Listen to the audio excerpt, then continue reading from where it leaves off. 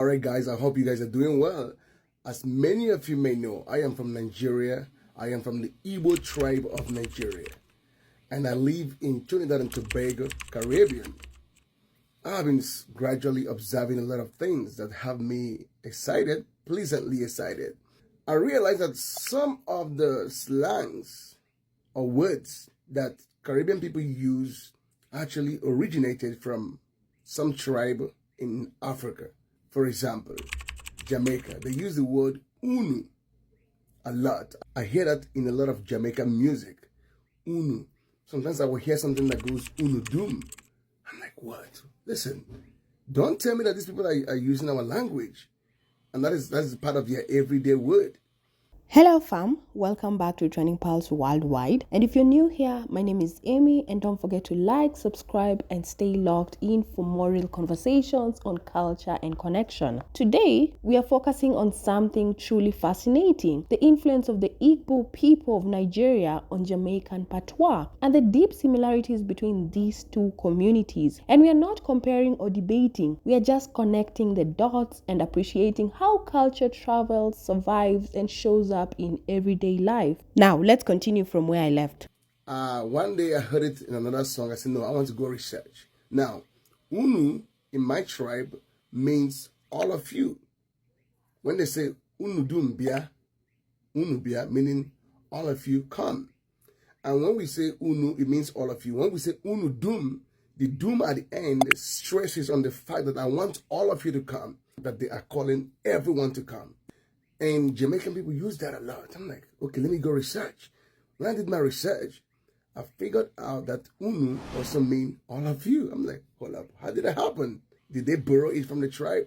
Maybe during the time of slavery, many of their ancestors came with some of their tribal languages. So it keeps showing me that, listen, these people in the Caribbean, especially Afro-Caribbean, truly came from Africa, truly came from Nigeria and Ghana, especially the Igbo tribes and the Yoruba tribe as well. Caribbean people use the word mumu. Everybody in Nigeria know when you say that guy na mumu, meaning that guy is stupid, he's fool, he's not smart enough. And in the Caribbean, it means the same. Mumu. Come on, man, hold up. This is becoming more interesting for me, to be honest. Now that right there is powerful. A Nigerian man living in Trinidad and Tobago, and he's realizing that some of the same words he grew up using in Nigeria are also being spoken by Jamaicans. He mentions unu, meaning you all, and mumu, meaning foolish or silly, and he's surprised to hear the same words used the same way, so far from home. And it's a reminder that even across distance, history keeps showing up in the smallest details, like everyday words. Let's talk about the Igbo influence in Jamaica, specifically Jamaican Patois. One of the major tribes that ended up in Jamaica, or what we now call Jamaica, during the transatlantic slave trade was the Igbo people. They were among other major tribes like the Yoruba people and the Akan people of Ghana. But we're just going to talk about the Igbo influence specifically because that's what I know about. These are just some words that I found that connect Igbo and Jamaican Patois. And it's just really interesting how they're just the same. For example, soso in Igbo means only. And apparently in Jamaican Patois, they also say soso or soso. I don't know exactly how they say it, but I just know that's the word. It's also interesting how in Latin languages, solo also means the same thing. Igbo people call bed bugs chinche, and Jamaicans call them chink.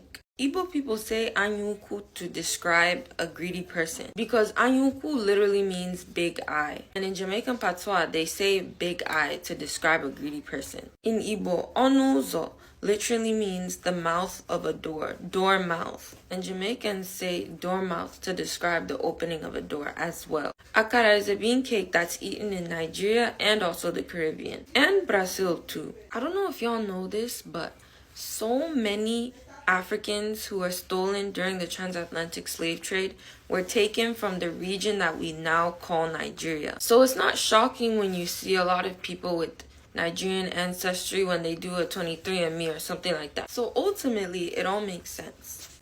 She really laid it out beautifully. What she's saying is that a lot of the similarities between Nigerian Igbo culture and Jamaican Patois, whether it's the language, the food, or even the customs, likely came through the transatlantic slave trade. And during that time, many Africans were taken from the Igbo region of Nigeria and brought to the Caribbean, including Jamaica. And while the system was brutal and inhuman, the people who survived it didn't lose everything. They brought their language, their cooking, their spiritual practices, and their ways of speaking. That's why today you can still hear Jamaican Patois speakers using words and expressions that sound very Igbo. Even though centuries have passed and the language has evolved, those roots didn't disappear, they just transformed. And it's not just the words. She even touched on something we don't talk about enough: food. Some of the dishes Jamaicans make today have different parallel with Nigerian meals, whether it's in the way food is spiced, the ingredients used, or even the names. You can find strong links between the two cultures in the kitchen too. So when Jamaicans season their meat a certain way, or cook with yams, or prepare stew with okra, they're not just cooking Caribbean food. They're cooking food that has African fingerprints all over it. And this is why hearing someone in Jamaica say something that sounds Nigerian shouldn't be surprising. It's not coincidence, it's connection.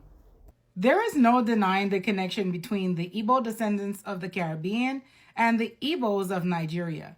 In this video, my husband and I will do a comparison of some common words that we use in Jamaican Patois that are actually Igbo words that are still being used today. Let's get started.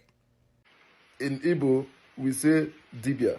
In Patois, we say obia. Them obia you, my youth. Look like them obia you or something. In Igbo, we say okro. In Patois, we say okra. Yeah, man, I'm gonna put some okra in it. Yeah, put some okra in it. And then in Igbo, we say poto. In Patois, we say poto. It's a rice that's a poto, my youth. Rice, poto, man. Oh, God. Anyways, guys, those are just some of the words that we use in our patois that are actually Igbo words, and some of them are pronounced the exact same way in Igbo land, and they mean the exact same thing. So as far as the connection between the Igbo descendants in the Caribbean and the Igbos in Nigeria, you be the judge and tell me. The language still exists after over 400 years. That's when the Igbos first landed foot on the island of Jamaica. After watching all that, come on, you can't deny it. The connection between Jamaica and Nigeria, especially through the Igbo people and Jamaican Patois, is undeniable. From the Nigerian man in Trinidad realizing Jamaicans say mumu and unu just like he does, to the sister who explains how these connections likely came through the transatlantic slave trade, to that sweet couple, the Jamaican wife and Nigerian Igbo husband, comparing words and realizing they speak almost the same exact language. It's deeper than coincidence. It's heritage, it's shared blood, it's unbroken memory. And these aren't just similar words, they are echoes of identity carried across oceans and generations. Because even after all that separation, all that pain, somehow the language survived, the rhythm survived, the spirit survived. So when you hear Jamaicans say unu, or cook food that tastes like home to a Nigerian, or pray or speak or sing in a way that feels strangely familiar, that's not random, that's ancestry still speaking. And here's the part that gives me chills. In 2024, Nigeria and Jamaica announced plans for a direct flight. Yes, a real flight between Lagos and Kingston. Just pause and think about that. Centuries ago, people were forced onto ships and taken across the ocean. Now, our people can fly back by choice. That's not just a travel route. That's a reunion. That's healing. That's the past meeting the present and finally shaking hands. So guys, what do you think? Have you ever had a word or phrase in Jamaican Patois that made you feel like it came straight from Africa? And if this flight officially launches, would you take it? Let's talk in the comments. Don't forget to like, share, and subscribe, because this isn't just about content. This is culture, this is connection, this is conversation that's been waiting centuries to happen. One people, one language, and now one direct flight back to each other.